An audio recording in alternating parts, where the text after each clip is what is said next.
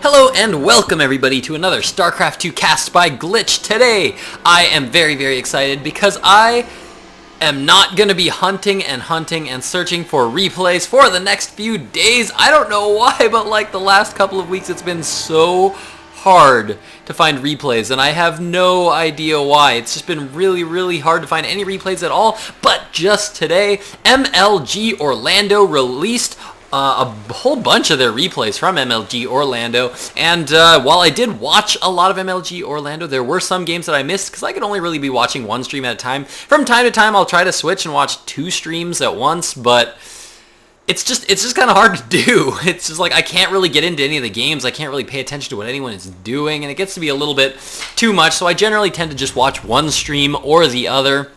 And then I'll kind of switch back every now and then just to see who's playing on the other stream. But the MLG Orlando replays are now out, so the next couple of days I'm going to be casting some MLG Orlando replays, some of the matches that I missed at the actual tournament. And spawning here in the bottom right position as the blue Protoss, we have SaSe.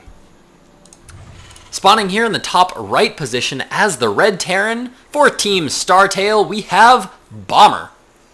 Now, Bomber, of course, for those of you that do not know, is a Korean player, and a ridiculously good Korean player. Bomber is, of course, most well known for his TVT. Bomber is actually considered to have, like, the best TVT in, like, the whole world. He's considered to have, like, if not the best, really close to being the best TVT in the world. He's just ridiculously good at Terran, but specifically in the Terran versus Terran matchup, he's really strong, just has a very deep understanding of that matchup. But, of course, his opponent here is not going to be Terran today. As you can see, we do have a Protoss opponent, but SaSe, he is not a bad player at all either. He is a Swedish player that is very well known. He's been around the tournament scene for quite a while, and he's a very solid style Terran player, or solid Protoss player rather. So we're going to have to see how these two players are going to be duking it out. This particular match is going to be the first match in a best of 3 that was played during pool play at MLG Orlando. So this was just going to be a quick little best of 3. Both of these players ended up doing all right at MLG. Again, I'm not going to spoil too many results. I'd like to try to keep this as spoiler-free as possible in case some of you guys want to actually go out and watch some of the MLG replays and haven't heard everything that happened at MLG. I think MLG was about 3 weeks ago now. There were so many tournaments that were like in a row. I think it was IPL 3 went on, and then right after IPL 3, the next weekend was MLG Orlando, and then the weekend after that was BlizzCon. So there was a lot of tournaments all going on like super rapid fire. And I tried to catch as much of them as I could. Now, both these players jumping into this game have gone for fast expansions. We do have a command center now going down here for Bomber. Looks like he's going to be following that up with a second barracks.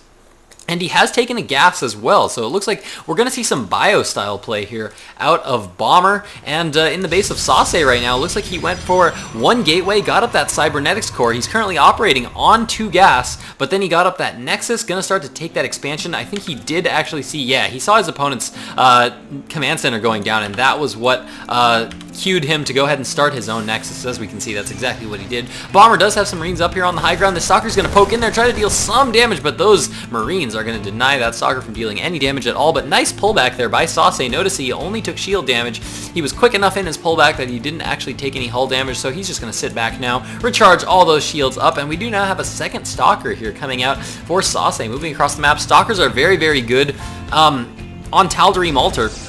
Just because Tal'Darim Altar is a very big, wide open map, so Stalkers give you a lot of very early game mobility, very solid there. And ooh, SaSe's going to be trying to poke up this ramp, trying to micro that one Stalker back while this other one deals damage. He's actually not doing the greatest job of microing here, as he was only able to pick off one Marine there, and he took a lot of hull damage on both of these Stalkers there. So not the best micro there from SaSe, but he's getting a good Marine count. He's gaining some scouting information. Now, we do have a tech lab down on one of these barracks. A stim pack is now being researched, and do these Marauders have slow? No, they don't have slow yet, but this is a actually pretty scary little push here from Bomber. He's going to choose to be pretty aggressive here. Looks like he might be able to pick up that one Stalker. That Stalker is only at 3 hit points, and he's now just going to be pulling back. There is a pro moving forward. Is SaSe going to try to get aggressive this early in the game? As we can see, Bomber is definitely trying to be a little bit aggressive here, as he's pushing out rather far from his base. He only has 5 Marines and a Marauder right now, but that can actually be a deadly little force, especially once you have stim. As you can see, looks like Bomber's preparing some kind of a stim timing as he is researching that stim tech.